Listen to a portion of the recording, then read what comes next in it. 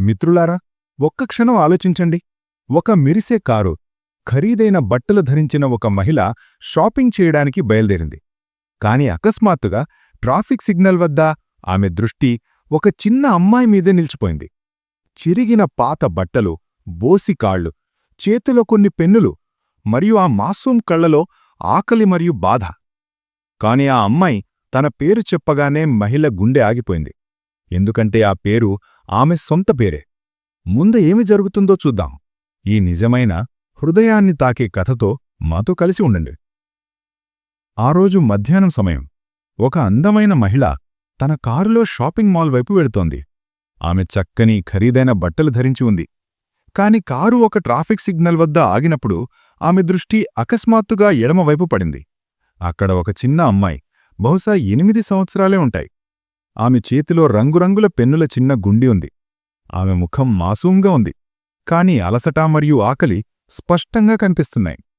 ఆ అమ్మాయి రాహులో వెళ్లేవారిని చూస్తూ నీరసంగా, సిగ్గుపడుతూ గొంతు వినిపిస్తూ, అక్కా, పెన్ను తీసుకోండి, కేవలం 10 రూపాయలు అని అంటోంది. కాని ప్రజల్లేదా విననట్లు చేసేవారు, లేదా తొందరలో వెళ్ళిపోయేవారు. కొందరు ఆమెను అరిచికూడా వెళ్ళిపోయేవారు. మహిళ కళ్ళు తడిసిపోయాయి. ఆమె కారు కిటికీని కిందకి దించి ఆ అమ్మాయిని పిలిచింది. బేటా, ఇక్కడికిరా.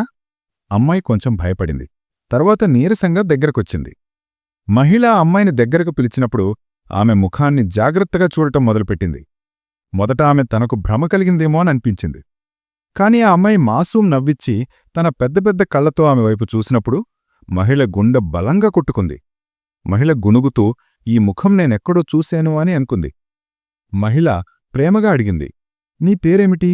నీవిక్కడ పెన్నులెందుకమ్ముతున్నావు? అమ్మాయి మాసూం కళ్లతో చూసి నీచమైన స్వరంలో చెప్పింది, నా పేరు రాధిక. రాధికతో మాట్లాడుతున్నప్పుడు ఆమె మనసు మరింత భారంగా అవుతోంది. ఆమె ప్రేమగా అమ్మాయి తలపై చెయ్యి నిమిరి మెత్తగా అడిగింది, బేటా, నీ ఇంట్లో ఇంకా ఎవరున్నారు? ఆమె కొంతసేపు మౌనంగా ఉంది. తర్వాత వణుకుతున్న గొంతుతో చెప్పింది, నా అమ్మ నన్ను చిన్నప్పుడే వదిలేసి వెళ్ళిపోయింది. ఎక్కడికో తెలీదు. నేను చాలా చిన్నగా ఉన్నప్పుడు నాన్న రైలు ప్రమాదంలో చనిపోయారు. ఇది వినగానే మహిళ శ్వాస ఆగినట్లయిపోయింది. గుండెని ఎవరో గట్టిగా పట్టుకున్నట్లు అనిపించింది. ఆమె అమ్మాయి గడ్డాన్ని మెత్తగా పైకి లేపి చాలా సున్నితమైన స్వరంలో అడిగింది, బేటా, నీ అమ్మానాన్నల పేరు నీకు గుర్తుండి ఉంటుంది కదరా? వాళ్ల పేరేమిటి? రాధిక తన మాసూం కళ్లతో చూసి చెప్పింది, అమ్మ పేరు సుజాత, నాన్న పేరు రాజీవ్ వర్మ. ఇది వినగానే మహిళ శరీరం మొత్తం గడ్డకట్టినట్లయిపోయింది. శ్వాస ఆగిపోయినట్లయిపోయింది. గుండె బలంగా కుట్టుకోవడం మొదలుపెట్టింది. పెదవులు వణుకుతున్నాయి. ఎందుకంటే ఆ పేరు ఆమె సొంత పేరే. అవును, సుజాత ఆమె పేరు, మరియు రాజీవ్ వర్మ ఆమె చనిపోయిన భర్త పేరు. అతను చాలా సంవత్సరాల క్రితం ఒక రైలు ప్రమాదంలో చనిపోయాడు. మహిళ వణుకుతూ రాధిక చేతిని గట్టిగా పట్టుకుంది. బేటా, మరోసారి చెప్పు, నీ అమ్మ పేరేమిటి? రాధిక భోళాగా చెప్పింది, అమ్మ పేరు సుజాత. మహిళ కాళ్లకింద భూమి కదిలినట్లనిపించింది. ఆమెకు ఒక్క క్షణంలో తన ప్రపంచం మొత్తం తలక్రిందులైనట్లనిపించింది. ఆమె గుండె గట్టిగా అరిచినట్లనిపించింది. ఇదెలా సాధ్యం? నేను నా కూతురు రాధికను బాగానే ఇంట్లో వదిలివచ్చాను. గ్రామంలో తాతయ్య, అమ్మమ్మ వద్ద స్కూల్, ఇల్లు అన్నీ సరిగ్గా ఉన్నాయి. మరి ఈ అమ్మాయి ఈ రోడ్డు పక్కన పెన్నులమ్ముకుంటూ ఈ నగరంలో ఎలా వచ్చింది? ఇప్పుడు కథలో కొంచెం వెనక్కి వెళదాం. ఆ మహిళ, ఆ అమ్మాయి తల్లి ఎలా అయింది? సుమారు 9 సంవత్సరాల క్రితం సుజాత ఒక అందమైన, తెలివైన అమ్మాయి, కాలేజీ చదువులో పూర్తిగా మునిగిపోయి ఉండేది. కాని ఆమెలో చదువు మరియు కెరీర్ పట్ల గంభీరత కూడా స్పష్టంగా కనిపించేది. అదే కాలేజీలో రాజీవ్ కూడా చదివేవాడు. అతను ఎప్పుడూ పుస్తకాలు, నోట్స్ మధ్య మునిగిపోయి ఉండేవాడు. ఒకరోజు కాలేజ్ లైబ్రరీలో వీరిద్దరూ కలిశారు. సుజాత తన నోట్స్ పుస్తకాలను సరిచేస్తూ లైబ్రరీలోకి వెళుతోంది, మరియు రాజీవ్ ఏదో పోటీ పరీక్ష పుస్తకం చదువుతూ తన ఆలోచనలో మునిగిపోయాడు. సుజాత పుస్తకాన్ని టేబుల్ మీద పెట్టడానికి చేయి వేసినప్పుడు ఆమె చెయ్యి రాజీవ్ చేతిని తాకింది. ఇద్దరి కళ్ళు అకస్మాత్తుగా కలిశాయి. లైబ్రరీలో ఆ చిన్న సమావేశం నీరసంగా పెరిగింది. పుస్తకాలు, నోట్స్ మరియు పరీక్షల గురించి మాట్లాడుతూ వారు ఒకరినొకరు దగ్గరగా తెలుసుకున్నారు. కొన్ని నెలల తర్వాత కాలేజ్ క్యాంపస్లో ఒక సాయంత్రం రాజీవ్ సుజాత ముందు తన భావాలను వ్యక్తం చేశాడు. సుజాత, నీ గురించి నేను ఎప్పుడూ ఆలోచిస్తుంటాను. నీవు కూడా నా గురించి అలాగే ఫీలవుతున్నావా? సుజాత కొంచెం సిగ్గుపడుతూ నవ్వి, రాజీవ్, అవును, నేను కూడా అని చెప్పింది. అలా వారిద్దరి మధ్య ప్రేమ మొదలైంది. కాలేజీ జీవితం, చదువు, పరీక్షల ఒత్తిడి మధ్య వారి సంబంధం నీరసంగా బలపడింది. రాజీవ్ తన కష్టం మరియు పట్టుదలతో రైల్వే ఆఫీసర్ కావడానికి సన్నాహాలు పూర్తిచేశాడు. దీర్ఘకాల కఠిన శ్రమ తర్వాత అతని కష్టం ఫలించింది మరియు అతని పేరు రైల్వే ఆఫీసర్గా ప్రకటించబడింది. రాజీవ్ విజయంతో సుజాత చాలా సంతోషించింది. ఆమె ఎప్పుడూ అతనికి సహాయం చేసి అతని సంఘర్షణలో అతని చేయి పట్టుకుంది. నీరసంగా వారిద్దరూ తమ కుటుంబ సభ్యులను కలవాలని నిర్ణయించారు. సుజాత తల్లిదండ్రులు మరియు రాజీవ్ కుటుంబం కూడా వారి నిజమైన భావాలు మరియు పరిపక్వ ఆలోచనలను చూసి వారి వివాహానికి అంగీకరించారు. సుజాత మరియు రాజీవ్ వివాహం విజయవంతంగా జరిగింది. వివాహం తర్వాత వారి జీవితంలో కొత్త ఆనందం వచ్చింది. ఒకరికొకరు సహాయం చేసుకోవడం వల్ల వారు మరింత బలపడ్డారు. ప్రేమ మరియు విశ్వాసంతో నిండిన ఈ వివాహం వారికి ఒక కొత్త ఆరంభం. తర్వాత కొన్ని సంవత్సరాల తర్వాత వారి జీవితంలో అతిపెద్ద ఆనందం వచ్చింది. రాధిక జన్మించింది. సుజాత రోజూ ఆమెను చేతుల్లోకి తీసుకుని, నా ప్రియమైన రాధిక, నీ అమ్మ ఎప్పుడూ నీతో ఉంటుంది, నీకు ఎప్పటికీ ఏ లోటు రానివ్వను అని చెప్పేది. రాజీవ్ కూడా తన పని మరియు బాధ్యతల మధ్య రాధిక కోసం సమయం కేటాయించేవాడు. రాధిక కోసం వారి ఇంటి వాతావరణం ఎప్పుడూ ప్రేమ మరియు రక్షణతో నిండి ఉండేది. ఒకరోజు రాజీవ్ తన రైల్వే ఆఫీసర్ పనికోసం రైలు తనిఖీకి వెళుతుండగా అకస్మాత్తుగా ఒక భయంకరమైన రైలు ప్రమాదం జరిగింది. రైలు పట్టాలు తప్పింది మరియు గందరగోళం నెలకొంది. సుజాతకు ఈ వార్త తెలియగానే ఆమె శరీరం మొత్తం ఆగినట్లు అయిపోయింది. ఆమె గుండె ఆగిపోయినట్లు అనిపించింది. రాజీవ్, ఆమె జీవిత భాగస్వామి, ఆ ప్రమాదంలో చనిపోయాడు. సుజాత ప్రపంచం ఒక్కసారిగా బోసిపోయినట్లు అనిపించింది. ఆమె కళ్లముందు అంతా మసకబరినట్లు అనిపించింది. రాధిక ఇప్పుడు కేవలం 2 లేదా 3 సంవత్సరాల వయసులో ఉంది. ఈ షాకును అర్థం చేసుకోలేకపోయింది. ఇప్పుడు సుజాత మరియు రాధిక ఇద్దరూ ఒంటరిగా మిగిలిపోయారు. సుజాత రాధికను చేతుల్లోకి తీసుకొని ఏగుస్తూ చెప్పింది, బేటా, నాన్న ఇప్పుడు మనతో లేరు. మనం అందరినీ సంభాలించాలి. నీకు ఎప్పటికీ ఏ లోటు రానివ్వను. కాని నీరసంగా పరిస్థితులు మరింత కష్టతరంగా మారాయి. ఉద్యోగ ఒత్తిడి, ఒంటరితనం మరియు సమాజం యొక్క విమర్శలను కలిసి సుజాత జీవితాన్ని సవాలు చేయడం మొదలుపెట్టాయి. కొన్ని నెలల తర్వాత సుజాత తల్లిదండ్రులు మరియు రాజీవ్ కుటుంబం ఆమెను కలవాలని నిర్ణయించారు. వారు సుజాతతో చెప్పారు, సుజాత, రాజీవ్ జ్ఞాపకం ఎప్పుడూ ఉంటుందని మాకు తెలుసు. కాని నీవు కూడా నీ జీవితాన్ని ముందుకు తీసుకెళ్లాలి. నీవు ఇప్పుడు నీ జీవితం గురించి ఆలోచించు. నీవు కోరితే నీవు 2వ వివాహం చేసుకోవచ్చు. సుజాత కళ్ళు తడిపోయాయి. ఆమె చెప్పింది, నేను నా కూతురు రాధికను వదిలి 2వ వివాహం చేసుకోలేను. రాధికే నా జీవితం. నేను ఆమెను ఎక్కడా వదిలిపెట్టలేను. కాని రాధిక తాతయ్య, అమ్మమ్మవారు ప్రేమగా సుజాత చేయి పట్టుకుని చెప్పారు, బేటా, రాధికను మేము పూర్తిగా చూసుకుంటాం. నీవు ఆందోళన చెందకు.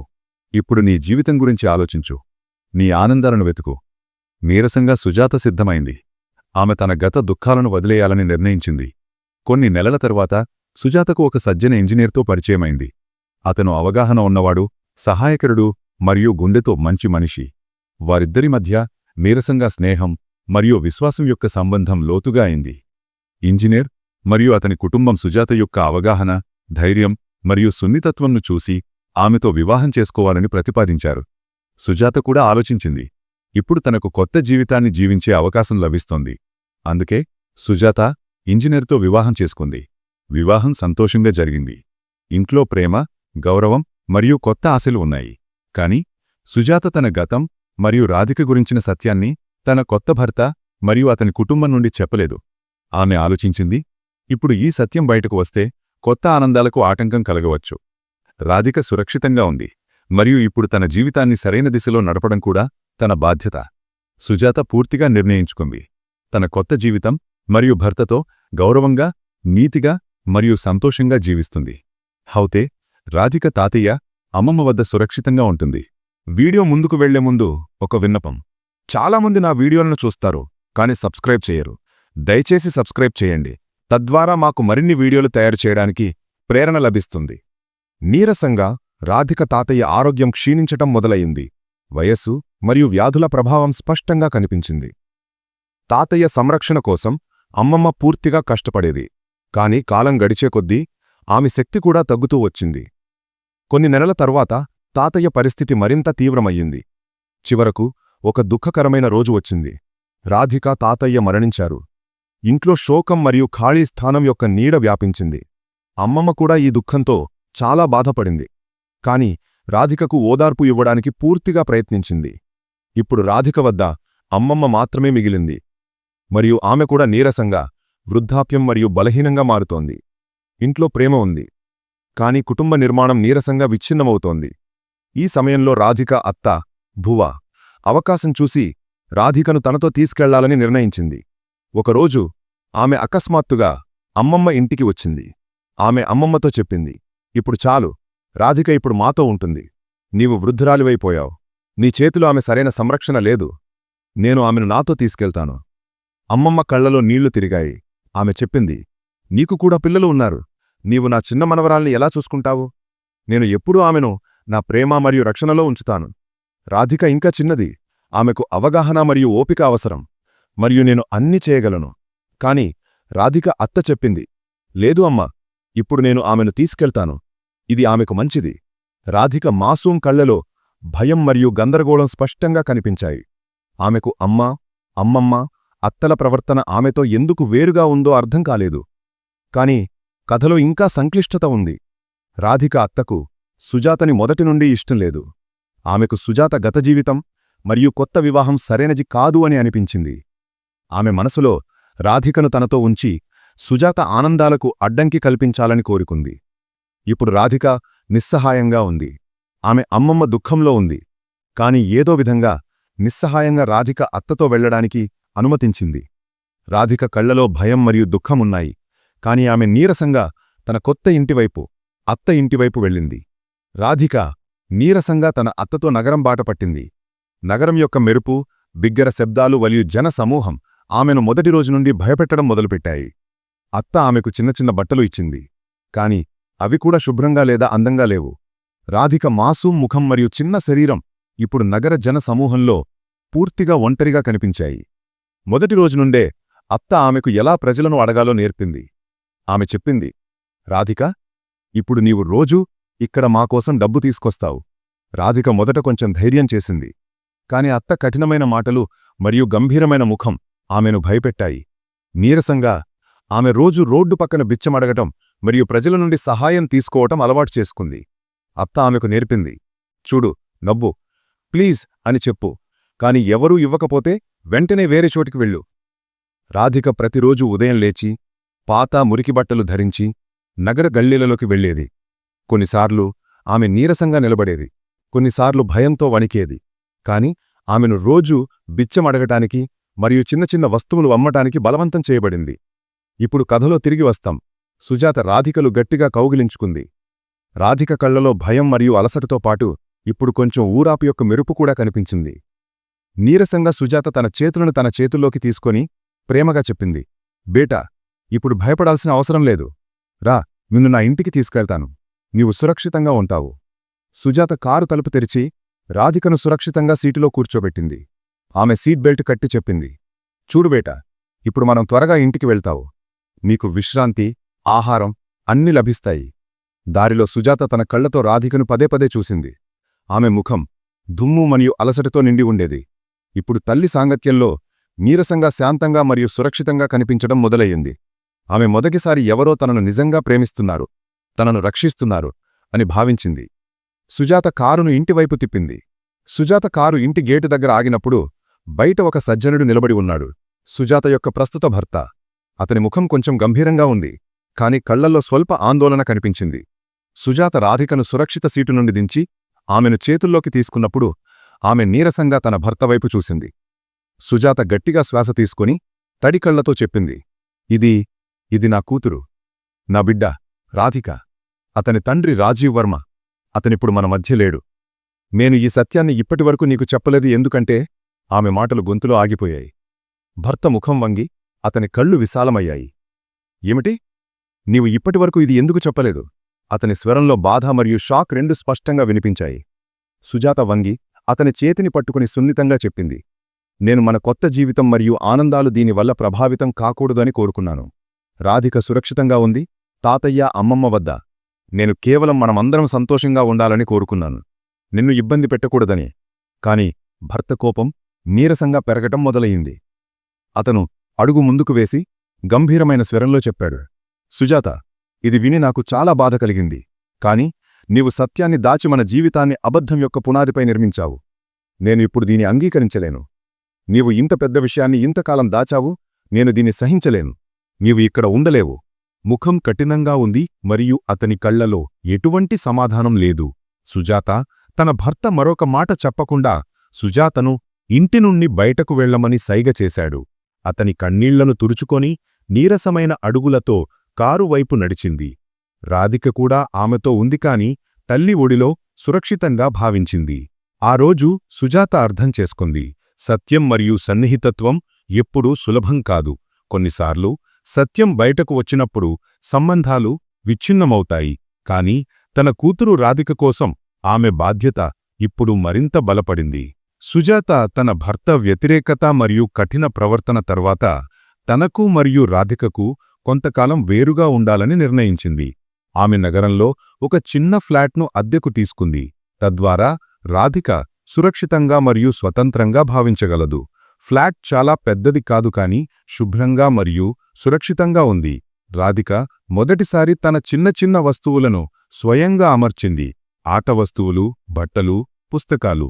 నీరసంగా ఆమెకు తల్లి ప్రేమ మరియు రక్షణ ఎల్లప్పుడూ తనతో ఉందని అనిపించింది. సుజాత కూడా తన కోసం సమయం కేటాయించడం మొదలుపెట్టింది. ఆమె రాధిక చదువు, ఆహారం మరియు విశ్రాంతిని పూర్తిగా చూసుకుంది. మొదటిసారి ఆమెకు ఒంటరిగా ఉంటూ కూడా జీవితాన్ని సరిగ్గా నిర్వహించవచ్చని అనిపించింది. చుట్టూ శాంతి ఉంది మరియు రాధిక ఇప్పుడు సురక్షిత చేతుల్లో ఉందని ఆమెకు అనిపించింది. కాని 4 రోజుల తర్వాత సుజాత రాధికను స్కూల్ కోసం సిద్ధం చేస్తుండగా ఆమె మొబైల్ ఫోన్ మ్రోగింది. స్క్రీన్పై ఆమె భర్త పేరు కనిపించింది.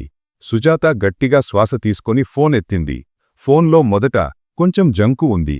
తర్వాత ఆమె భర్త చెప్పాడు, సుజాత, నీవు వేరుగా ఉండాలని నిర్ణయించినట్లు నాకు తెలుసు.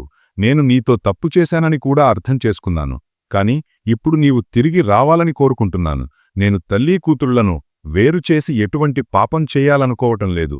నేను నిన్ను ఇబ్బంది పెట్టాలనుకోవటం లేదు. కేవలం మనమందరం కలిసి ఉండాలని కోరుకుంటున్నాను. సుజాత కళ్ళు విశాలమయ్యాయి. ఆమె శాంతంగా అడిగింది, అకస్మాత్తుగా నీకు ఇదంతా ఎందుకు అర్థమైంది? 4 రోజుల క్రితం వరకు నీవు కఠినంగా ప్రవర్తించావు. భర్త గట్టిగా శ్వాస తీసుకొని జవాబిచ్చాడు, సుజాత, నేను ఈ 4 రోజుల్లో చాలా ఆలోచించాను. నీవు లేని ఇల్లు ఖాళీగా అనిపించింది. రాధికను చూసినప్పుడు ఆమెకు ఇప్పటికీ తల్లి మరియు తండ్రి ఇద్దరూ అవసరముందని అనిపించింది. గొడవలు మరియు ఆరోపణలతో ఏమీ సాధించలేమని అర్థం చేసుకున్నాను.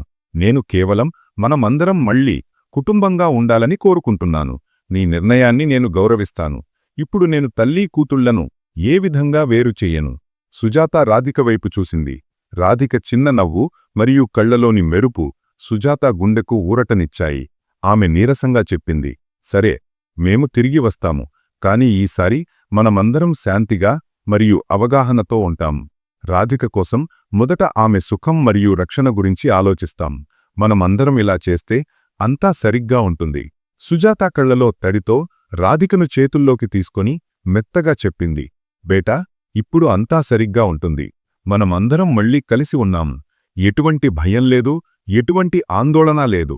ఆ రోజు సుజాతకు అనిపించింది, సంబంధాలలో అపార్థాలు మరియు దూరం ఉండవచ్చు. కాని ప్రేమ మరియు అవగాహన ఎప్పుడూ వాటిని కలపగలవు.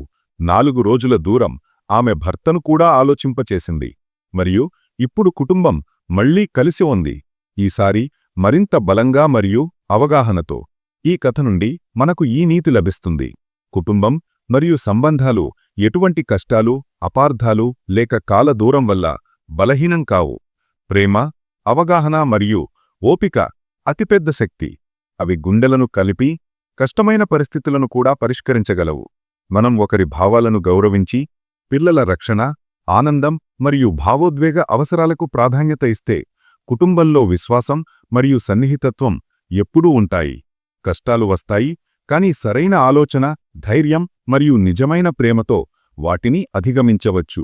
మీకు ఈ కథ భావోద్వేగంతో నిండినట్లు అనిపిస్తే మరియు రాధిక మరియు సుజాత యొక్క ప్రయాణం మీ గుండెను తాకినట్లు అనిపిస్తే మా కథను లైక్ చేయండి మరియు కామెంట్లో మీకు ఎక్కువగా ఏ క్షణం ఆకట్టుకుందో చెప్పండి. నీ మాటలు నాకు చాలా విలువైనవి. నేను ప్రతి కామెంట్ను చదివి, లైక్ చేసి, రిప్లై ఇస్తాను. కాబట్టి దయచేసి కింద గుండెతో కామెంట్ రాయండి. మరియు స్నేహితులు, కుటుంబం లేదా సోషల్ మీడియాలో ఈ కథను షేర్ చేయండి.